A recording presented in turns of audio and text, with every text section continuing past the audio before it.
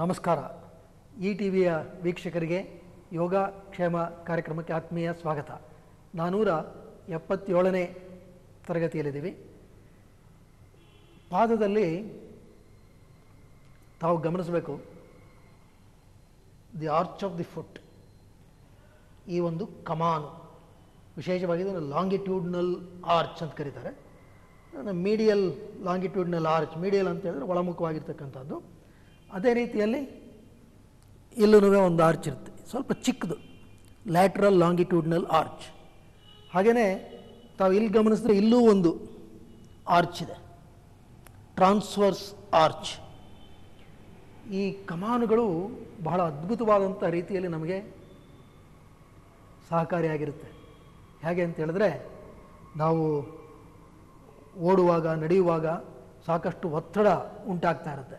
ಆ ಒತ್ತಡಗಳನ್ನು ಹೀರಿಕೊಳ್ಳೋದ್ರಲ್ಲಿ ಇದು ಬಹಳ ಪ್ರಮುಖವಾದಂಥ ಪಾತ್ರವನ್ನು ವಹಿಸುತ್ತೆ. The act as shock absorbers, just like the leaf springs in automobiles. ಎಷ್ಟು ಹೀರ್ಕೊಳ್ಳುತ್ತೆ ಅಂತ ಹೇಳಿದ್ರೆ, ಬಹುಪಾಲು ಒತ್ತಡವನ್ನು ಅವು ಹೀರಿಕೊಂಡು ಅತ್ಯಲ್ಪ ಪ್ರಮಾಣದ ಒತ್ತಡ ನಮ್ಮ ಇತರೆ ಅಂಗಾಂಗಗಳಿಗೆ ಹೋಗುವಂತೆ ಮಾಡುತ್ತೆ. ಇದು ಈ ಪಾದದ ಕಮಾನಿನ ಒಂದು ವೈಶಿಷ್ಟ್ಯತೆ. ಹಾಗಾಗಿ ಪಾದದ ಕಮಾನು ಬಹಳ ಮುಖ್ಯ. ಕೆಲವು ವೇಳೆ ಇಲ್ಲಿ ಪಾದದ ಕಮಾನನ್ನು ಹಿಡಿದಿಟ್ಟುಕೊಂಡಿರ್ತಕ್ಕಂತಹ ಸ್ನಾಯು ವ್ಯವಸ್ಥೆ ಮತ್ತು ಸ್ನಾಯುಪಟ್ಟಿ, ಅಸ್ಥಿಪಟ್ಟಿಗಳ ವ್ಯವಸ್ಥೆ ಯಾವುದೇ ಕಾರಣಕ್ಕೆ ದುರ್ಬಲ ಆಯಿತು ಅಂತ ಹೇಳಿದ್ರೆ ಪಾದದ ಕಮಾನು ಕುಸ್ತೋಗುತ್ತೆ, ಇಟ್ ಫಾಲ್ಸ್. ಅದು ನಮಗೆ ಸಾಕಷ್ಟು ತೊಂದರೆಯನ್ನು ಉಂಟು ಮಾಡುತ್ತೆ. ಆ ಪಾದದ ಕಮಾನನ್ನು ಆರೋಗ್ಯಕರವಾಗಿ ಇಟ್ಕೋಬೇಕಾದ್ರೆ ಒಂದು ಬಹಳ ಸುಲಭವಾದಂಥ ಮಾರ್ಗ ಇದೆ. ಅದನ್ನು ಈಗ ನೋಡಿ. ಒಂದು ಯಾವುದೇ ಒಂದು ನಾವು ಕೈ ಕಾಲು ಒರೆಸ್ಕೊಳ್ಳೋಕೆ ಇಟ್ಕೊಳ್ತಕ್ಕಂಥ ಒಂದು ಕಾಗದ ಅಥವಾ ಒಂದು ಕರವಸ್ತ್ರವನ್ನು ಉಪಯೋಗಿಸ್ಬೋದು. ಇಲ್ಲೇನಂತ ಹೇಳಿದ್ರೆ, ಈ ಒಳಮುಖ ಚಲನೆ ನೋಡಿ, ಪಾದವನ್ನು ಕಾಗದದ ಮೇಲೆ ಇಡಿ ಇಟ್ಟು ಈಗ ಏನಿಲ್ಲ, ಸುಲಭ ನೋಡಿ, ಈಗ ಮಡಚಿ ಹೀಗೆ ಪೂರ್ತಿ ಎಳ್ಕೋಬೇಕು. Increase the arch of the foot, then leave. ಈಗ ಎಳ್ಕೊಳ್ಳಿ ಮಾಡಿ. ಸೊ ಹೀಗೆ ನಾವು ಮಾಡ್ತಾ ಇರಬೇಕು. ಈ ಕಾಗದ ಯಾತಕ್ಕೆ ತೋರಿಸಿದ್ದೀವಿ ಅಂತ ಹೇಳಿದ್ರೆ, just to show you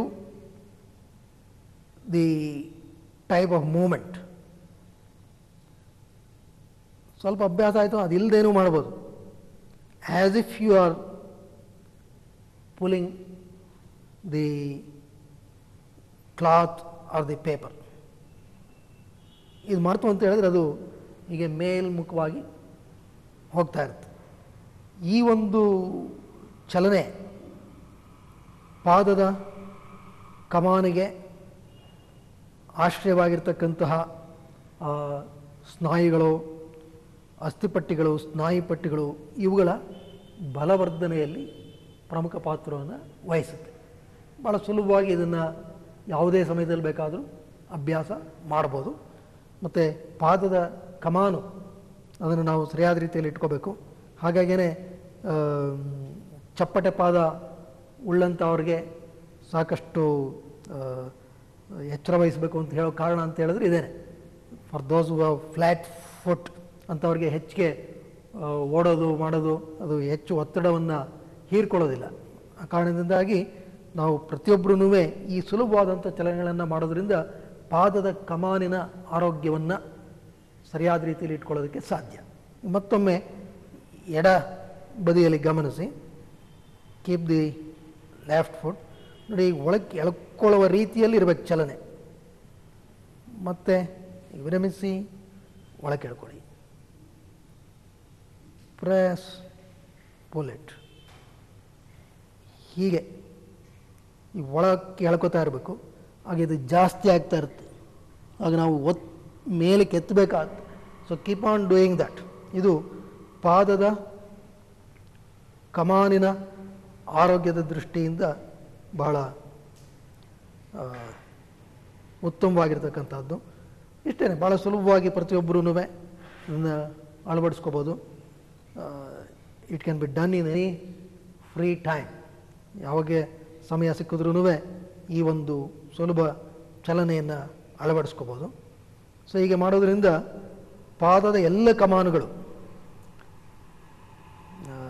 longitudinal medial arch, lateral arch, then the transverse arch. ಈ ಎಲ್ಲ ಕಮಾನುಗಳು ಸದೃಢವಾಗುತ್ತೆ. ಜೊತೆಗೆ ನಮ್ಮ ಪಾದದಲ್ಲಿರ್ತಕ್ಕಂಥ ಎಲ್ಲ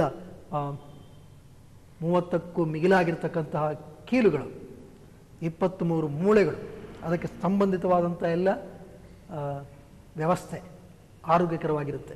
ಭಾಳ ಸುಲಭವಾಗಿ ಅಳವಡಿಸ್ಕೊಳ್ಬಹುದಾದಂಥ ಒಂದು ವಿಧಾನ.